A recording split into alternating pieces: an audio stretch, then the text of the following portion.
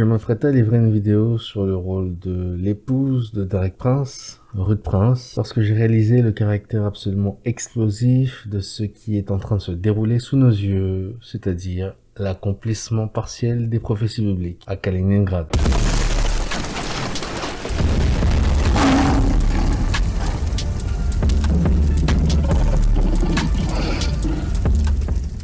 Kaliningrad va-t-elle connaître une pénurie de marchandises ?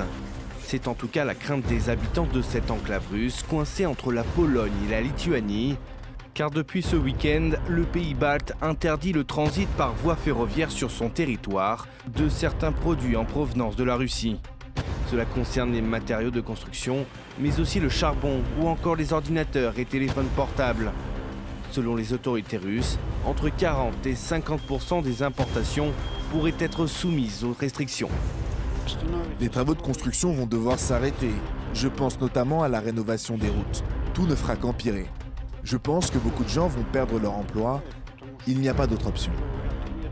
Le gouverneur de Kaliningrad a annoncé que les marchandises soumises aux restrictions seraient acheminées par voie maritime d'ici une semaine. De son côté, le Kremlin exige la levée de cette mesure. Cette décision est vraiment sans précédent, c'est une violation de tout. Nous comprenons que cela est dû à la décision de l'Union européenne d'étendre les sanctions au transit. Nous pensons que c'est aussi illégal. La situation est plus que sérieuse, elle nécessite une analyse approfondie avant d'élaborer des mesures et des répliques. Cette analyse approfondie sera faite dans les jours à venir. Cet exemple montre que vous ne pouvez faire confiance ni aux déclarations verbales de l'Occident, ni aux déclarations écrites. La Russie répondra à de telles actions hostiles. Des mesures appropriées sont en cours d'élaboration. Elles seront prises dans un avenir proche. Leurs conséquences auront un impact négatif sur la population lituanienne.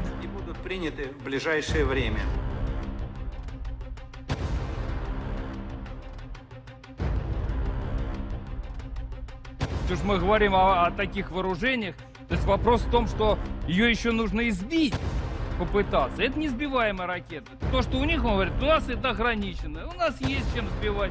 Посмотрим. От Калининграда до Берлина 106 секунд, от Калининграда до Парижа 200 секунд. Вас интересует Лондон 202 секунды. Вот, я про это. Поэтому им эту картинку надо тоже показывать. Знаете, ребят, вот смотрите, ну хорошо, вы придете, вот вам картинка. Считайте посекундно. Что ты успеешь? Куда? Да, это все. Здравствуйте, пролетело. Ну пускай думает. Секундомер ему дать, на, 200 секунд отсчитать. Да, вот так надо с ними. По-другому никак, они не понимают. Puis je vis monter de la mer une bête qui avait 10 cornes et 7 têtes. Et sur ces cornes, 10 diadèmes. Et sur ces têtes, des noms de blasphème. La bête que je vis était semblable à un léopard. Ses pieds étaient comme ceux d'un ours et sa gueule comme une gueule de lion. Le dragon lui donna sa puissance et son trône et une grande autorité. Et je vis l'une de ses têtes comme blessée à mort. Mais sa blessure mortelle fut guérie, et toute la terre était dans l'admiration derrière la bête. Et ils adorèrent le dragon, parce qu'il avait donné l'autorité à la bête. Ils adorèrent la bête en disant « Qui est semblable à la bête, et qui peut combattre contre elle ?» Et il lui fut donné une bouche qui proférait des paroles arrogantes et des blasphèmes. Et il lui fut donné le pouvoir d'agir pendant 42 mois. Et elle ouvrit sa bouche pour proférer des blasphèmes contre Dieu, pour blasphémer son nom et son tabernacle, et ceux qui habitent dans le ciel.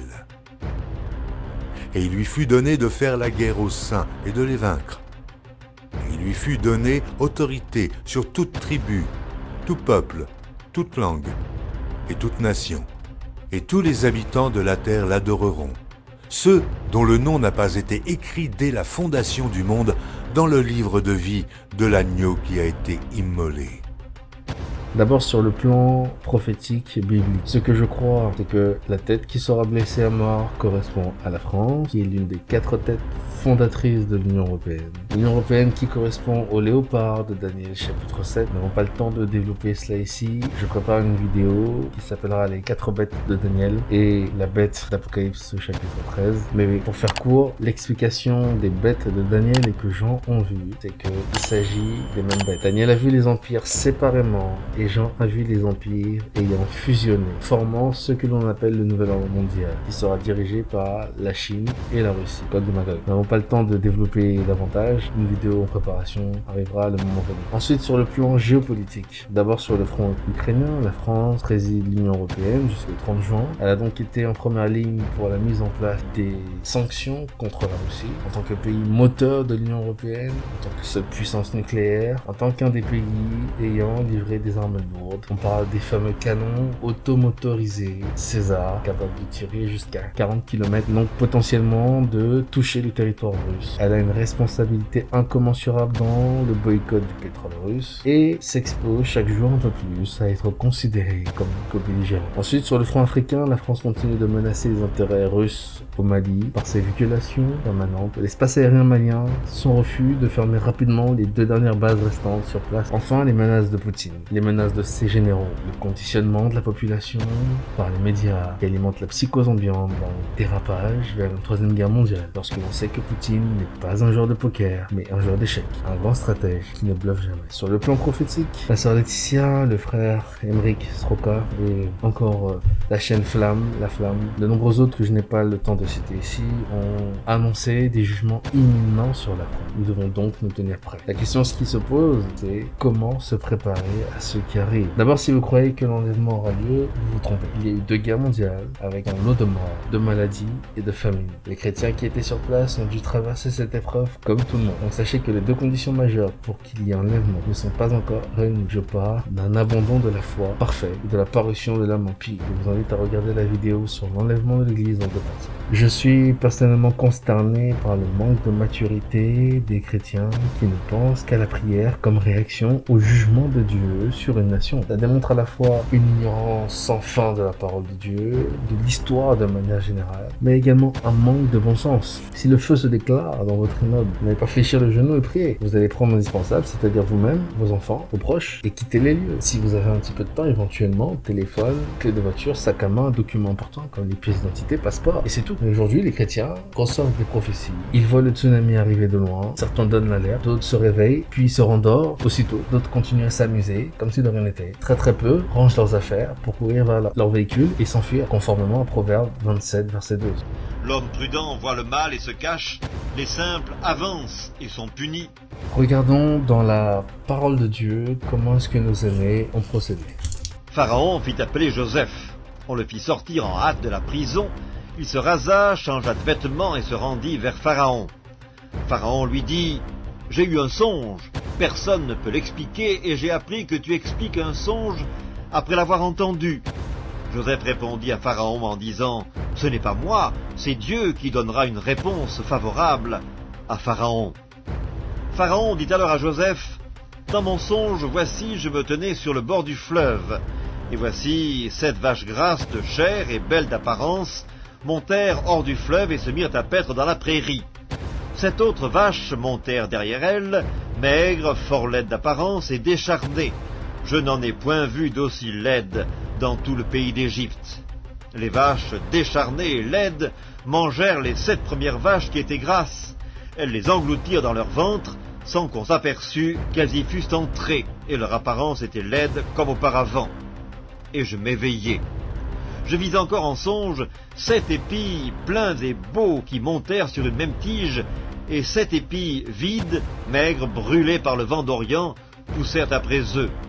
Les épis maigres engloutirent les 7 beaux épis. Je l'ai dit au magicien, mais personne ne m'a donné d'explication.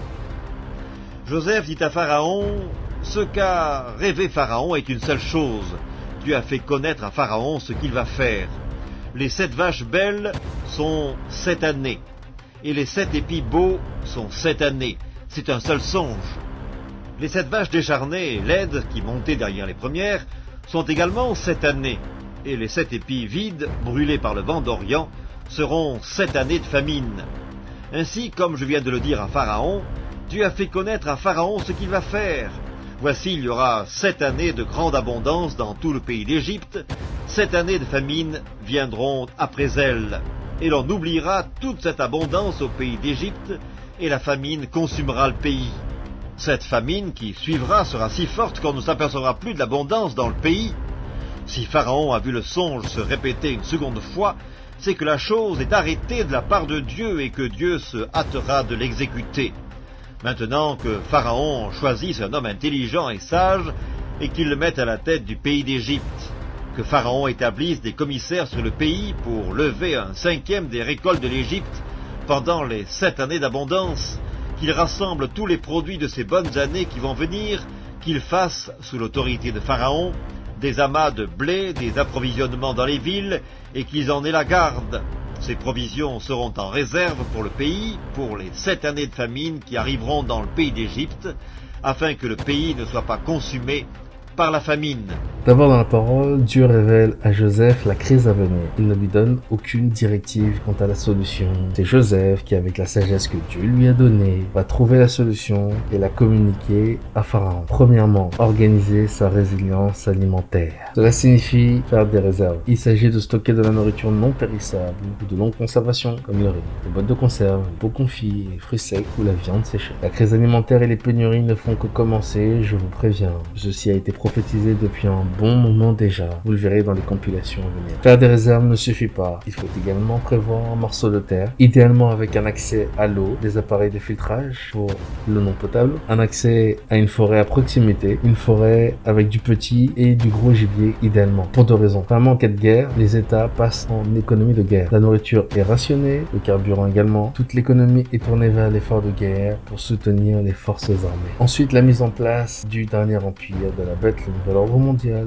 Vous ne pourrez ni acheter ni vendre sans la marque de la bête. Voir la vidéo sur la grande tribulation. Les terrains de loisirs ne coûtent pas cher pour le moment. Vous allez sur le Bon Coin, vous pouvez en trouver pour quelques centaines d'euros.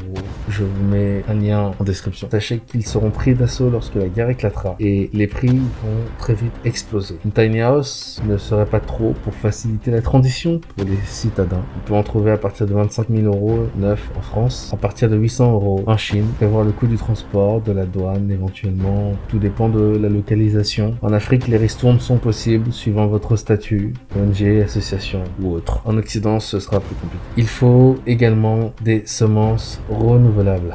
La plupart des gens ne savent pas que les grosses firmes comme Monsanto ont mis la main sur les semences de sorte qu'elles ne produisent que pour une seule campagne. À chaque campagne, il faut renouveler son stock de semences. Oui, vous avez bien entendu, l'agriculture de masse nécessite d'acheter chaque année des semences brevetées, génétiquement modifiées pour absorber les pesticides qui optimisent le rendement des récoltes. Je vous mets en description un lien vers Cocopili qui pourra vous fournir en semences renouvelables. Deuxièmement, organiser sa résilience énergétique. On va parler de panneaux solaires. Il faut prévoir des panneaux solaires sur son lopin de terre pour sa ferme. Tout dépend de votre localisation, de l'ensoleillement, de votre budget. Il faut prévoir un groupe électrogène. Les budgets vont de 1000 à 5000 euros. Une famille avec 4 ou 5 enfants. Prévoir des stocks de piles rechargeables et non rechargeables. Des lampes de torche, des bougies, du matos pour couper du bois et un accès effectivement à une forêt à proximité. Le stockage du diesel ou de l'essence. Prévoir des réservoirs qui serviront à stocker le carburant qui servira éventuellement en cas de pénurie à la pompe, et en cas de guerre, je peux vous assurer que le carburant sera extrêmement rationné. Il faudra réserver le stock pour affronter les hivers si vous êtes dans l'hémisphère nord, si vous êtes dans l'hémisphère sud. Réservez la consommation de carburant aux véhicules agricoles, tracteurs, moissonneuses, si vous en avez, tronçonneuses pour couper le bois, ou véhicules tout-terrain en cas de déplacement lointain important. Troisièmement, un point extrêmement important mais controversé pour nous les chrétiens, préparer sa résilience en matière de défense. Pour faire court, on parle d'armes blanches, d'armes à feu, uniquement dans un contexte de conflit armé ou d'effondrement des services de l'État. La Bible dit que Dieu a mis en place les juges et les magistrats pour défendre le citoyen. Romains 13, verset 4. Le magistrat est serviteur de Dieu pour ton bien, mais si tu fais le mal, crains. Car ce n'est pas en vain qu'il porte l'épée, étant serviteur de Dieu, pour exercer la vengeance et punir celui qui fait le mal. En cas de conflit armé ou d'effondrement de l'État, il n'y aura plus ni l'un ni l'autre. La responsabilité de la défense de vos familles vous incombera. C'est un sujet controversé pour 2 raisons. Premièrement, l'Église a été infestée de la doctrine de l'enlèvement imminent et du pré-tribulationnisme. Je ne reviendrai pas sur cette question ici, je vous invite à voir sur la vidéo de la grande tribulation, ou plutôt de la grande persécution, le terme employé étant tepséos, qui signifie affliction, persécution, un terme qui a toujours concerné l'Église. La grande tribulation concerne les saints, conformément à Apocalypse chapitre 13, verset 5. Et il lui fut donné une bouche qui proférait des paroles arrogantes et des blasphèmes. Et il lui fut donné le pouvoir d'agir pendant 42 mois. Et elle ouvrit sa bouche pour proférer des blasphèmes contre Dieu, pour blasphémer son nom et son tabernacle, et ceux qui habitent dans le ciel. Et il lui fut donné de faire la guerre aux saints et de les vaincre. Et il lui fut donné autorité sur toute tribu, tout peuple, toute langue et toute nation. Et tous les habitants de la terre l'adoreront. Ceux dont le nom n'a pas été écrit dès la fondation du monde dans le livre de vie de l'agneau qui a été immolé. Si quelqu'un a des oreilles, qu'il entende. Si quelqu'un mène en captivité, il ira en captivité. Si quelqu'un tue par l'épée, il faut qu'il soit tué par l'épée. C'est ici la persévérance et la foi des saints. Le problème, c'est qu'il n'y a plus de notion de défense pour les chrétiens puisqu'ils seront enlevés. Et je rappelle que c'est une fausse doctrine. Et je rappelle également que beaucoup de chrétiens, nés de nouveau, baptisés du Saint-Esprit, ont pris les armes contre l'Allemagne nazie. Certains ont survécu, d'autres sont morts. Iront-ils en enfer parce qu'ils ont pris les armes? Je ne pense pas. Ils n'ont fait qu'appliquer Romains 13, verset 4. La deuxième raison, c'est que quiconque tue par l'épée périra par l'épée. Ce verset m'a interprété, auquel on peut ajouter ne touchez pas mes mois, ont dépouillé les hommes de leur responsabilité première, c'est-à-dire la défense de leur nation en cas d'attaque, et sans aller aussi loin, la défense de leur famille, la défense de leur épouse. Voilà pourquoi vous pourrez constater le nombre exponentiel de charlatans qui consomment allègrement les femmes d'autrui en toute quiétude et sans aucune crainte parce qu'ils savent qu'en face, les hommes étant devenus faibles n'opposeront que très peu de résistance. On pense que cela est réservé aux soldats, que l'usage de la force n'est réservé qu'aux forces de l'ordre. Je tiens à rappeler qu'en cas de guerre, c'est l'ensemble de la réserve qui est appelé à prendre des armes. C'est-à-dire, pendant le cas de la France, ceux qui ont fait le service militaire, ceux qui ont fait la JDC, la journée de défense et de citoyenneté, seront appelés pour une formation de quelques jours avant d'être jetés sur le champ de bataille. Ce qui est normal pour le citoyen de participer à la défense de sa patrie et in fine de sa famille. Cette notion de défense a été volontairement bousillée par la suppression du service militaire à des fins de faciliter l'emprise mentale des peuples, mais également pour briser le nationalisme, faciliter la mixité par l'immigration de masse. Ceci entrant dans le plan du nouvel ordre mondial, on n'a pas le temps de développer cela ici. Le fait est que prendre les armes pour défendre sa patrie et sa famille en cas d'agression est un devoir et même une obligation. 1 Timothée chapitre 5 verset 8. Si quelqu'un n'a pas soin des siens, et principalement ceux de sa famille, il a renié la foi, et il est pire qu'un infidèle. Je sais que beaucoup ne seront pas convaincus. Je vous invite donc à vous poser la question de savoir pourquoi Pierre était-il armé.